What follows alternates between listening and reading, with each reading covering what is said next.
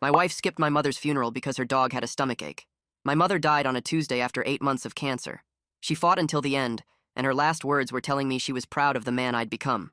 The funeral was scheduled for Saturday. I called my wife Gina at work to let her know, and the first thing she asked was whether it would interfere with her hair appointment. I thought she was joking. She wasn't. She rescheduled but complained about the cancellation fee for 3 days. My mother and Gina never got along. Mom thought Gina was selfish. Gina thought my mother was too involved in our lives. They tolerated each other at holidays, but tension always lingered beneath the surface. Still, this was my mother's funeral. I expected basic decency.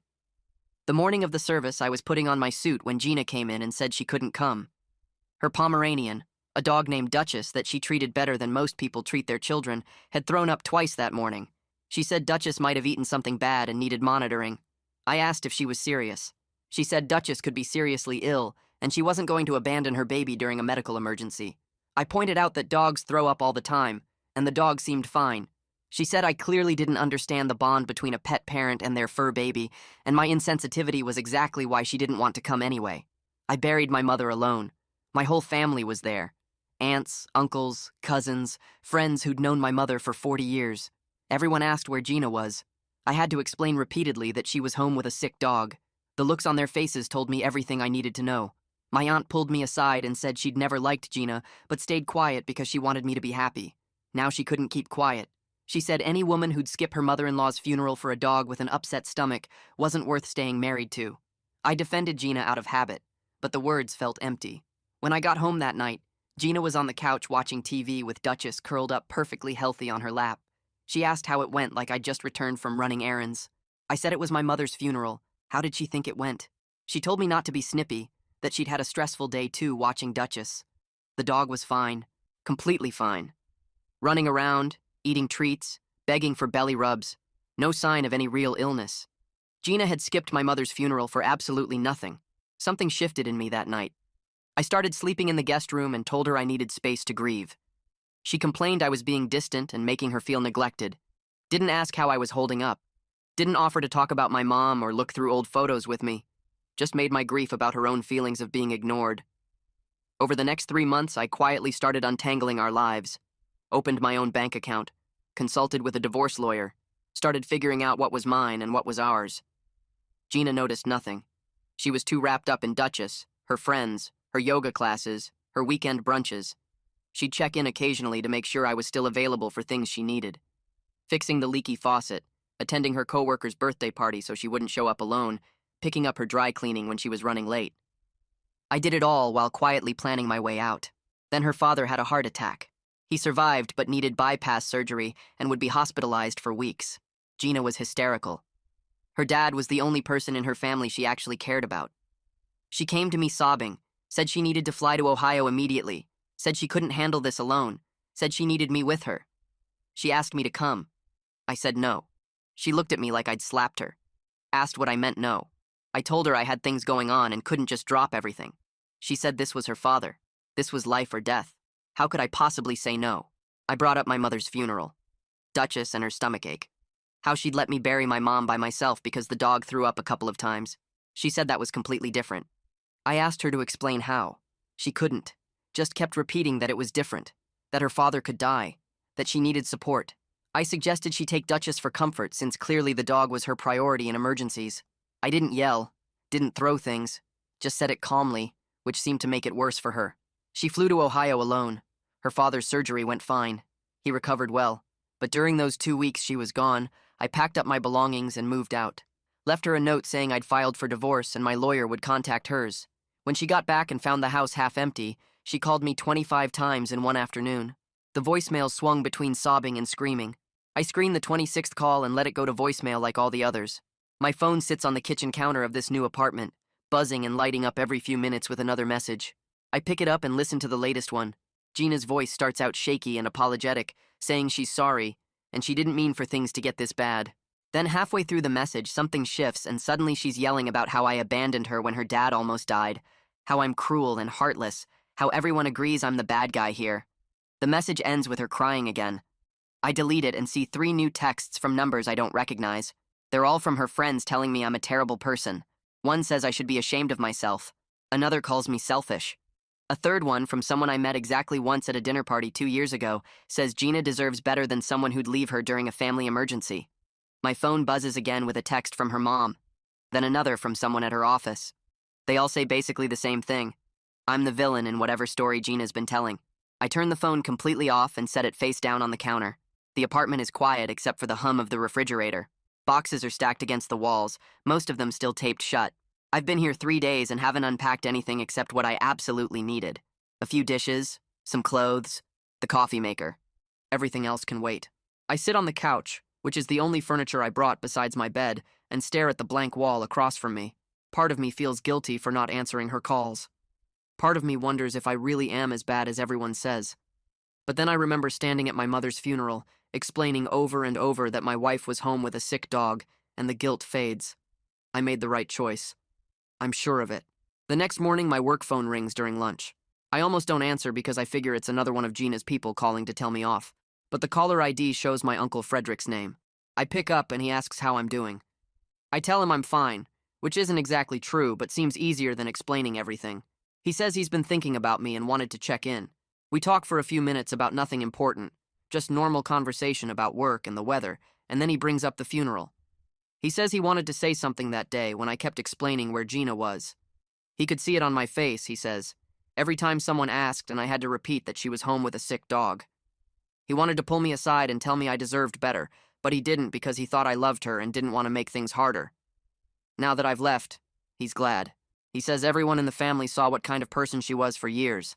They all thought she was selfish and treated me like I existed just to do things for her. He stayed quiet because he wanted me to be happy, but he's relieved I finally saw it too. I don't know what to say to that.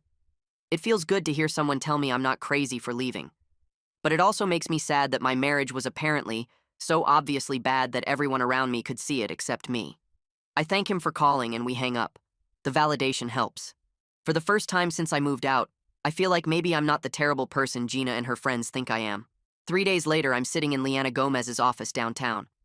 She's the divorce lawyer I contacted back when I was still sleeping in the guest room, back when I was just starting to plan my way out.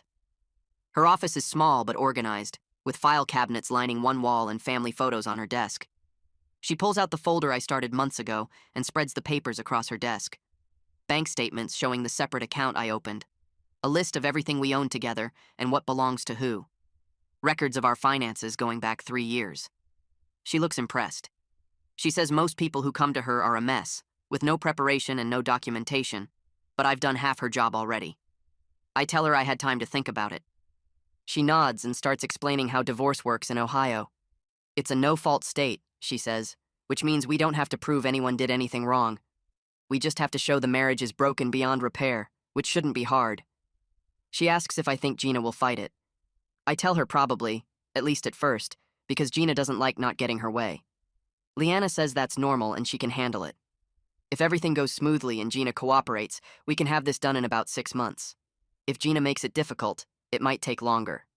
She'll send the initial paperwork to Gina's address and we'll go from there. I sign some documents and write her a check for the retainer. Walking out of her office, I feel like I just made everything real in a way it wasn't before. That night, Gina's mother calls me. I specifically told Leanna to request no contact, but apparently that doesn't stop family from trying. I consider not answering, but I figure she'll just keep calling until I do. I pick up and she immediately starts talking. She says Gina is devastated and confused. She doesn't understand what she did wrong. She loves me and wants to fix things. Her mother talks for 40 minutes straight about how Gina is suffering, how this divorce is breaking her heart, how I need to give her another chance. I barely say anything, just listen to her go on and on. Finally, I interrupt and ask her a question. Would she have skipped her own mother-in-law's funeral because her dog had an upset stomach? There's a long silence on the other end. I can hear her breathing, but she doesn't say anything. I wait. Eventually she speaks, her voice quieter now. She says Gina has always been a bit selfish, she knows that, but marriage is about forgiveness. I tell her forgiveness requires the person to admit they did something wrong. Gina still thinks she was justified in staying home with the dog. Gina still thinks my mother's funeral wasn't as important as watching a perfectly healthy animal. Until she understands why that was hurtful, there's nothing to forgive. Her mother doesn't have an answer for that. We hang up a few minutes later with nothing resolved. She doesn't call again after that. 2 weeks go by and I'm starting to settle into a routine when Gina shows up at my office. I'm walking out to my car after work, and there she is, leaning against her vehicle in the parking lot. She's not crying or yelling. She just stands there waiting for me. When I get close, she asks if we can talk like adults about what happened. Part of me wants to say no and just drive away, but I know I'll have to face her eventually. Better to do it now in public where she can't make a scene. I agree to get coffee at a shop down the street. We drive separately and meet inside. The place is busy with the after-work crowd, which makes me feel better. She orders something complicated with extra foam. I get black coffee. We sit at a small table by the window, and she starts talking immediately. She says she understands I was upset about the funeral. She gets that now. But leaving her when her dad was in the hospital was completely different and proves I never really loved her. I ask her to explain how it's different. She starts to answer, then stops. Starts again. Says her dad could have died. I point out that my mom did die. She says that's not the same because my mom was already gone by the time of the funeral. I feel something cold settle in my chest. I ask her to listen to what she just said. She doesn't seem to understand why that's wrong. I explain it slowly. Her dad was sick but recovering. My mom was dead and I was burying her. She chose to stay home with a dog that was fine. I chose not to go with her because she'd shown me exactly how much support I could expect from her. She shakes her head and says it's not the same thing at all. I tell her the divorce is happening whether she accepts it or not. Her face changes. She tries a different approach. She suggests marriage counseling. We can work through this, she says, if we just communicate better. I almost laugh but manage to keep my face neutral. I point out that I spent 3 months sleeping in the guest room and she never once asked if I was okay. Never asked if I wanted to talk about my mom. Never offered to look through photos or share memories. That's not a communication problem. That's a fundamental lack of caring. She starts crying and says I'm rewriting history. She gave me space because I said I needed it. I tell her we both know she was relieved to have me out of her way. She starts to argue, but I'm done. I pull out my wallet, leave cash on the table for my coffee, and walk out while she's still talking. I can hear her calling my name as I push through the door, but I don't turn around. The next month is exhausting. Gina refuses to sign the initial paperwork Leanna sends over. She changes the locks on the house even though legally I'm still entitled to access it. Leanna says we can compel her through the court, but it will take time. Meanwhile, Gina posts things on social media. Nothing direct, just vague statements about betrayal and abandonment and people who leave when things get hard. Her friends comment with heart emojis and supportive messages about how she deserves better. I don't respond to any of it. I block her on everything and try to move on with my life. But it's hard when she keeps finding ways to make things difficult. She calls my office and leaves messages with my assistant. She drives by my new apartment and parks outside for hours. Leanna assures me this is normal divorce behavior. People panic when they realize they're actually losing something. Gina will either calm down or will handle it through legal channels. Either way, the divorce will happen. It's just a matter of how much hassle she wants to create along the way. Frederick calls in November and invites me to Thanksgiving dinner at his house. I almost say no. The thought of sitting through a holiday without my mother makes my chest tight. But sitting alone in my apartment sounds worse. I agree to come. The day arrives and I drive to his house feeling strange. His whole family is there when I walk in. Aunts and uncles and cousins I haven't seen since the funeral. Everyone hugs me and asks how I'm doing. Nobody mentions Gina directly, but I can tell they all know what happened. We sit down for dinner, and Frederick's wife makes a toast about being grateful for family who shows up when it matters. Several people glance at me when she says it. Later, my aunt pulls me aside and says she's proud of me for leaving. She says watching me defend Gina at the funeral made her angry, but now she's glad I finally stood up for myself. By the end of the night, I realize my whole family has collectively decided I'm better off without her. It feels good to have that support, even if it comes with the sadness of knowing my marriage was apparently terrible to everyone except me. Early December arrives and Gina finally agrees to mediation.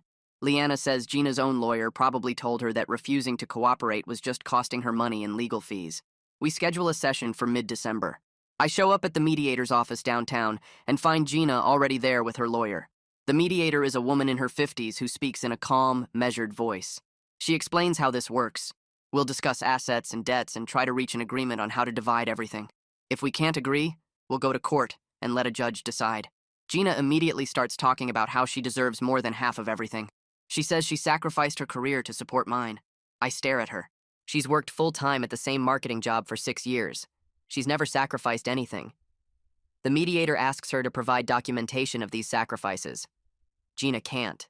She just keeps insisting she gave up opportunities to support me, though she can't name any specific opportunities. Her lawyer looks uncomfortable. The mediator suggests we each prepare documentation of our contributions to the marriage and come back after the holidays. We schedule another session for January. Walking out, I feel tired and frustrated, but at least the process is finally moving forward. Christmas arrived, and I found myself alone in my apartment surrounded by half-unpacked boxes I still hadn't dealt with. I pulled one open to look for my winter coat and found my mother's recipe cards instead. She'd given them to me years ago when I first moved out, saying I'd need to know how to make a proper Sunday roast. I'd forgotten they were even in there. I sat on the floor and went through them one by one. Her handwriting covered each card in blue ink, instructions written in her careful cursive with little notes in the margins. Don't skip the rosemary on the roast beef card. Your father likes extra garlic on the mashed potatoes. Best with vanilla ice cream on the apple pie recipe. I could hear her voice saying these things, could picture her standing in her kitchen pointing at ingredients and explaining timing. The grief hit me harder than it had since the funeral itself. I cried sitting there on my apartment floor holding recipe cards, remembering Sunday dinners at her house when I was growing up. The smell of roasting meat filling the whole place. Her laughing when I'd sneak taste before dinner was ready. My dad reading the paper at the table while she cooked. All of it was gone now. My mother was dead. My marriage was ending. I was processing both losses at the same time, and some days I couldn't figure out which one hurt more. The recipe cards went into a drawer in my kitchen where I could see them, but didn't have to think about them constantly. January brought the second mediation session. I drove to the same office downtown and found Gina already waiting with her lawyer. She looked tired, not crying or angry like last time, just worn down by the whole process. The mediator went through the same opening statements about reaching a fair agreement. This time, Gina didn't immediately launch into demands about deserving more than half. Her lawyer had probably explained that her claims about sacrificing her career wouldn't hold up since she'd worked the same job for 6 years. We went through the asset list item by item. She wanted to keep the house. I didn't want it anyway. Too many bad memories attached to that place now. She kept the house and her car. I kept my car and my retirement accounts. We split the savings account down the middle. It took 3 hours, but we actually agreed on everything. Leanna walked out with me after and warned me not to celebrate yet. She said Gina could still change her mind before we finalized the paperwork, that people often had second thoughts once agreements became real. But I felt hopeful for the first time in weeks that maybe we could get through this without everything becoming a huge legal battle. Late January, I stopped at the grocery store after work to pick up basics for the week. I was standing in the produce section trying to remember if I needed onions when someone tapped my shoulder. I turned around and found myself face to face with one of Gina's friends from her yoga class. She crossed her arms and looked at me like I'd done something terrible. She started talking about how I'd abandoned Gina when her father was sick, how cruel it was to refuse to support her during a family crisis, how she couldn't believe I'd just left like that. I was tired of defending myself, tired of explaining, tired of people who only knew Gina's version of events. I asked her one simple question. Would she have skipped her mother-in-law's funeral for a dog with an upset stomach? I watched her face change as she processed what I'd said. The anger drained out of her expression and got replaced with something else. Confusion, maybe. Or the realization that she'd only heard one side of the story. She mumbled an apology and hurried away down the aisle. I stood there holding a bag of apples and felt angry, but not surprised. Of course, Gina had been carefully editing the story to make herself look better. Of course, she'd told everyone I abandoned her without mentioning why. Of course, she'd painted herself as the victim. That's what she'd always done. Frederick started checking in with me regularly after that. We met for dinner once a week at this Italian place near his house. He'd ask about work and the divorce process and how I was holding up generally. One week in February, he asked if I was thinking about dating yet. I almost laughed. I told him honestly I could barely handle my own company right now, much less inflict my emotional mess on someone else. He laughed too and said that was probably the healthiest approach. He said I needed time to figure out who I was outside of a marriage that clearly wasn't working. That rushing into something new would just be avoiding dealing with everything that happened. His acceptance of my situation without any pressure to move on or get back out there was exactly what I needed. Everyone else seemed to think 6 months was enough time to be over a divorce and ready to start fresh. Frederick understood that healing doesn't work on a schedule. The divorce finalized in early March, 6 months exactly after my mother's funeral. Leanna called me at work to tell me the judge had signed everything and it was official. I thought I'd feel triumphant, vindicated somehow. Instead, I just felt tired and a little lost. The relief was there, but it got complicated by this wave of sadness I wasn't expecting. My marriage was actually over. That chapter of my life was completely closed. Leanna congratulated me when I went to her office to pick up the final papers. She said I'd handled everything with remarkable grace considering the circumstances. I thanked her and wondered if grace was just another word for being too emotionally exhausted to fight anymore. I drove to the cemetery for the first time since the funeral, found my mother's grave with the headstone we'd picked out. I stood there for a while, not really knowing what to say. Eventually, I told her about the divorce, apologized for not seeing sooner what she'd apparently seen all along about Gina. I like to think she'd be proud of me for finally standing up for myself, even though it cost me a marriage and the life I'd built over several years. The cemetery was quiet and peaceful. Just me and the graves and the sound of wind through the trees. I left feeling like I'd closed one chapter even though I had no idea what the next one looked like. April came and I was still struggling with the grief. Missing my mother. Feeling angry about the years I'd wasted with Gina. A coworker mentioned a grief support group that met at the community center on Tuesday nights. I almost didn't go. The idea of sitting in a circle talking about feelings with strangers sounded awful. But I went anyway because sitting alone in my apartment every night was worse. The group leader was a woman in her 60s who'd lost her husband to cancer. She said it was common to grieve multiple losses at the same time and that there was no timeline for healing. Some days I felt fine. Other days I could barely get out of bed. Hearing other people's stories helped me feel less alone in my mess. A guy my age had lost his father and gotten divorced the same year. A woman in her 40s was dealing with her mother's death while her marriage fell apart. We were all stumbling through the same kind of complicated grief. Frederick helped me move into a better apartment in May. A one-bedroom place with actual character instead of the generic temporary rental I'd been living in. Wood floors and big windows and a kitchen that didn't feel depressing. We spent the day hauling boxes up the stairs. Frederick brought old photo albums I'd never seen before. Pictures of my mother when she was young, before I was born. Her at 20 in a sundress laughing at something off camera. Her and my dad on their wedding day looking impossibly young.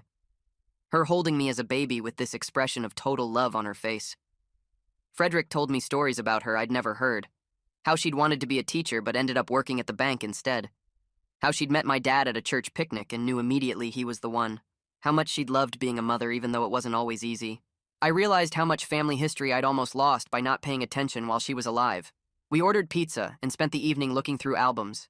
It felt like the first time in months that I was building something instead of just surviving. June arrived and I'd established a new routine that actually felt sustainable.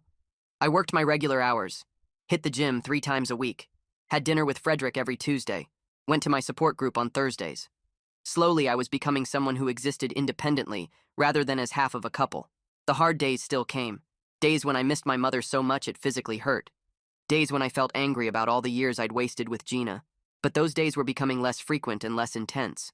I was learning to live with the grief instead of being crushed by it. July brought what would have been my mother's birthday. I took the day off work and volunteered at a local cancer support center in her memory. They had me organizing donated items and talking with families going through treatment. One woman thanked me for understanding what it was like to lose someone to cancer.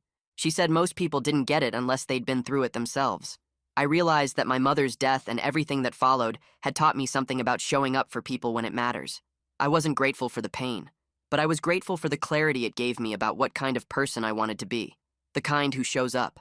The kind who puts people before pets and obligations before convenience. The kind my mother had raised me to be before I'd lost sight of it somewhere along the way.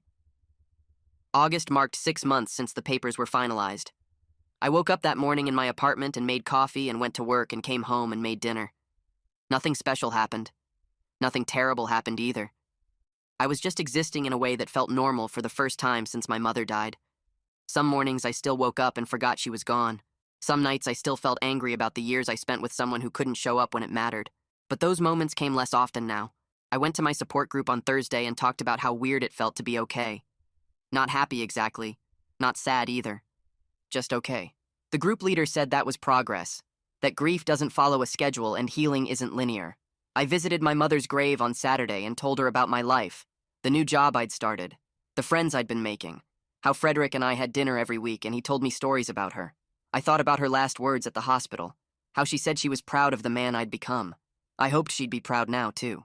That standing up for myself counted as growth. That refusing to be treated as less important than a dog was the kind of thing she'd raised me to do. Life wasn't perfect. I was still figuring things out. But at least now I was doing it surrounded by people who actually showed up when it mattered.